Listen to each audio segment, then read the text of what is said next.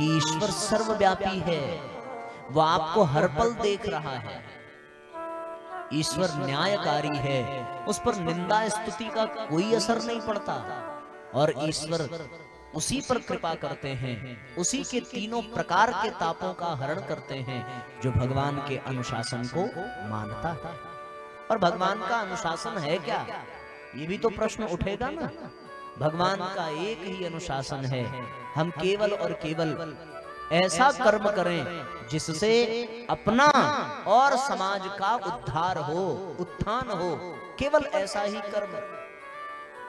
सीधी सी बात। भगवान यदि आप पाप और पुण्य को परिभाषित करें तो एक संत ने बहुत सुंदर परिभाषा दी कि जिस कार्य को करने पर वाह निकल जाए, वाह क्या बात है, वाह कितना सुंदर काम है, तो जिससे वाह शब्द निकले वही पुण्य है, और जिसको करने के बाद आह निकल जाए वही पाप है। तो आह निकलने वाला कार्य भगवान को रुष्ट करता है, और वाह निकलने वाला कार्य भगवान को प्रसन्न करता है। ये पाप ये पुण्य, तो समस्त पुण्य कर्म करने वाला ही भगवान के अनुशासन का पालन करता है। हर वो कार्य जो समाज के कल्याण के लिए हो, हर वो कार्य जो अपने कल्याण के लिए हो, ध्यान देना लाभ के लिए नहीं हो, लाभ और कल्याण में अंतर है भैया। ये मैं नहीं कहता कि जो आपके लाभ के लिए हो, लाभ हानि तो व्यापार में होता है, लेकिन कल्याण लाभ से बहुत ऊपर है। कल्याण और लाभ में बड़ा अंतर है।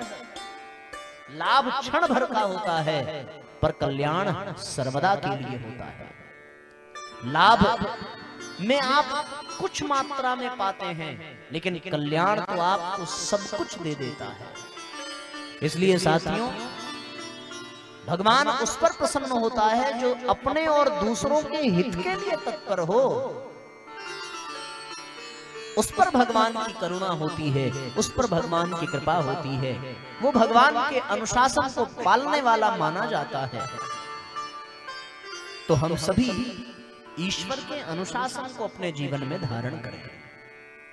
जैसे ये अभी कथा का आयोजन हुआ, तो इससे अपना भी कल्याण है, और इस कथा में समाज के जिस भी वर्ग, जिस भी संप्रदाय, जिस भी प्रकार के लोग इसमें सम्मिलित होंगे और इसको सुनेंगे, इसको जानेंगे और उसको अपने जीवन में उसका अनुसरण करके अपने जीवन में परिवर्तन ले आएंगे, तो इससे उनका भी कल्याण होगा, हमारा भी कल्याण होगा, समाज का भी कल्याण होगा। ऐसे ही कार्यों से परमात्मा प्रसन्न होते हैं, और इसके विपरीत कार्यों से परमात्मा रुष्ट होते हैं। तो भगवान अनुशासन प्रिय हैं। जो अनुशासन मानता है उस पर भगवान की कृपा होती है। उसी के तीनों प्रकार के कष्टों को मिटाते हैं भगवान। ऐसा नहीं है कि आप जी भर के पाप कर्म करें और मंदिरों में जाकर के माथा पीटें तो बात बन जाएगी। ये संभव है क्या? साथियों, न जाने कौन सा वो दुर्दिन था, न जाने कौन सा वो मुहूर्त था जब हम लोगों ने शास्त्रों में लिखी बातों के अर्थ का अनर्थ बना दिया। कहीं हमने पढ़ लिया कि गंगा नहाने से पाप धुल जाता है, पर ये तो सोचा नहीं गंगा नहाने से पाप धुल ही जाएगा, इसमें संशय नहीं है। लेकिन उसका क्या जो नहाने के बाद फिर तुम कर बैठे, उसका क्या? भाई गंगा में नहा करके आए, चलो पाप मिट गया, इसमें कोई संशय नहीं है। गंगा समस्त पापों को धोने वाली है, पाप नाशनी है। लेकिन फिर सीधी सी बात है कि नहाने के बाद भी तो पाप करोगे, और उस पाप का क्या? लोग कहते हैं कि कथाओं में जाने से पाप समाप्त होते हैं, भगवान के नाम की जपने से जीवन में कल्याण होता है। सब बातें सही हैं, पर ये किसी ने क्यों नहीं बताया कि उसके बाद भी अपने आप को उसमें नियोजित करना है और पाप कर्मों से बचना है।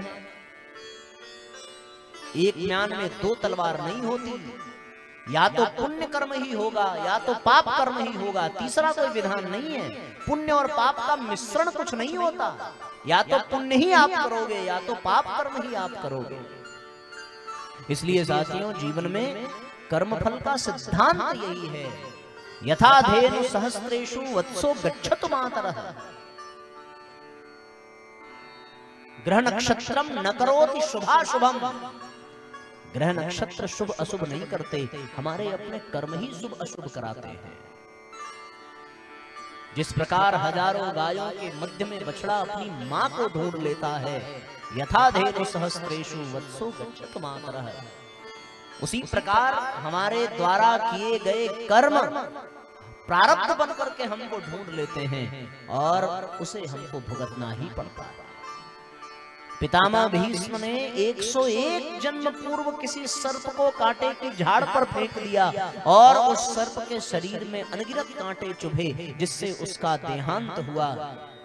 वो 101 जन्म पूर्व का कर्म पितामह भीष्म को ढूंढता हुआ चला आया और उस एक कर्म के कारण उनको बाणों की सैया पर सोना पड़ा। विचार करके देखो, कर्म फल का सिद्धांत है। तो भगवान के अनुशासन को मानने वाला कर्म फल के सिद्धांत को मानता है कि वो लाख प्रयत्न कर ले, कुकर्म करने के पश्चात उसे सुख का अनुभव तो कभी नहीं हो सकता और पुण्य करने के पश्चात उसे कभी कष्ट नहीं होगा। ये भगवान का दंड विधान है, ये भगवान का कर्म फल का विधान है। तो ये महात्मा का तो पहला श्लोक ही सारा सार हमें प्रदान कर देता है। अब 7 दिन की भागवत का इसको निचोड़ आप समझ लीजिए कि हम ये मानना प्रारंभ कर दें कि ईश्वर सर्वव्यापी है। अब सर्वव्यापी है और ये धारणा यदि मन में बैठ जाए कि वो हमें देख रहा है, तो अब हमसे कोई तुच्छ कर्म हो पाएगा? बोलो जरा। हम किसी की निंदा कर रहे हो और जिसकी निंदा कर रहे हो वो सामने आ जाए तो हमारी बोलती बंद हो जाती है, हम उसकी निंदा उसके सामने कर नहीं पाते। तो अब ये मान ही लो अगर कि भगवान सचमुच हमें हर पल देख रहा है, तो बताओ बात बन जाएगी। केवल इतना ही तो मानना है कि वो हमें देख रहा है, हम उसको देख रहे हैं, ये महत्वपूर्ण नहीं है। महत्वपूर्ण ये है कि वो हमें देख रहा है कि नहीं देख रहा है। एक अंधा व्यक्ति प्रतिदिन मंदिर में भगवान की पूजा करने जाता, 2 दिन बीते, 3 दिन बीते, 4 दिन बीते, 5 दिन बीते, 5वें दिन पुजारी से नहीं रहा गया। उसने कहा कि तुम्हारी भक्ति को मैं प्रणाम करता हूं, पर तुम तो जन्मांध हो, आंखों से दिखाई नहीं देता, फिर मंदिर दर्शन करने क्यों आते हो? जहां हो वहीं भगवान का नाम लिया करो। आते समय रास्ते में ठोकरें खानी पड़ती हैं, कहीं लड़ जाओगे, कहीं गिर जाओगे, परेशानियां होंगी। जब नहीं दर्शन कर पाते तो क्या आवश्यकता है आने की?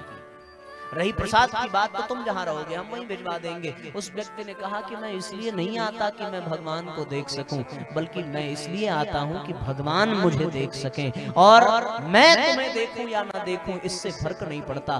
तुम मेरा दीदार करते रहो, तुम मुझे निहारते रहो, इससे बड़ी उपलब्धि और कुछ नहीं चाहिए। जिस पर भगवान की दृष्टि पड़ जाती है उसका तो कल्याण ही हो जाता है।